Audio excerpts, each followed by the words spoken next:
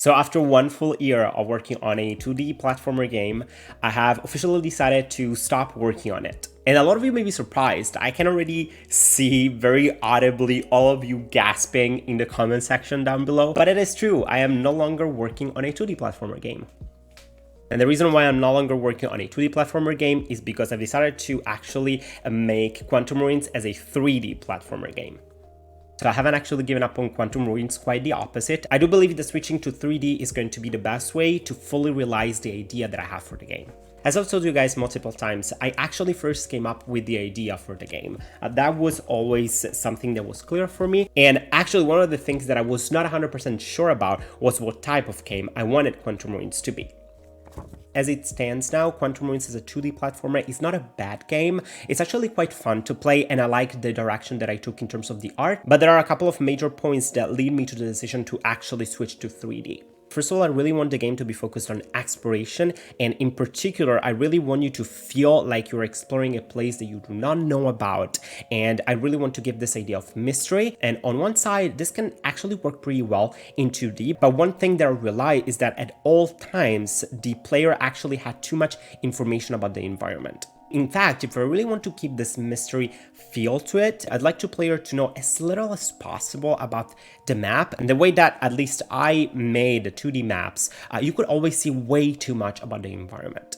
Of course, we could play around with zooming or possibly covering certain areas of the 2D maps so that once you enter a specific area, you only see that area and know what's next to it. But in general, I find it a little bit hard to execute, and something that I didn't like, and it was always there in my 2D maps, is that if you're in a room A and there is a room B or C next to it, you could see them. If I wanted to hide them so that you actually feel that you're in room A and not in room B and C, it was a little bit hard to manage. The second problem that I encountered with my 2D maps is that they were not interesting enough.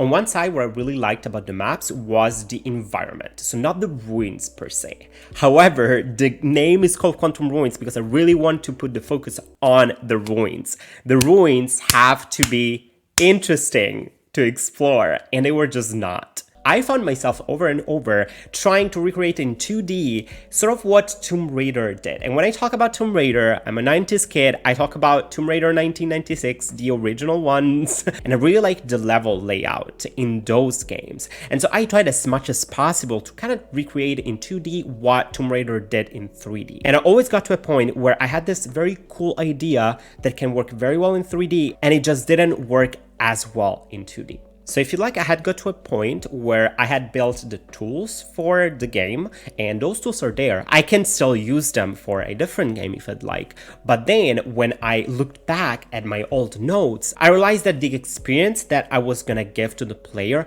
was just not gonna be the one that I had imagined. This, of course, is also a consequence of my inexperience, because you guys know this is the very first game that I made at this point. And so a lot of ideas that I had in my mind didn't actually translate well in 2D. I'd also like to emphasize the fact that I actually haven't played that many games in my life. I've told you guys several times, I'm not a gamer, and I haven't really played that many games in the last 12 to 15 years, let's say. I recently got a Switch last year, but in terms of gaming, the most recent games that I can remember are from 2005, 2006. And I've realized over the past few months that there are a lot of interesting game mechanics that I didn't even know existed because I hadn't played those games. So with that being said, instead of trying to recreate in a 2D environment what Tomb Raider did in a 3D environment, I've decided to switch to 3D, and I'm gonna take as a major inspiration the original Tomb Raider games. And in particular, I really want to recreate the same feeling that those games were able to convey,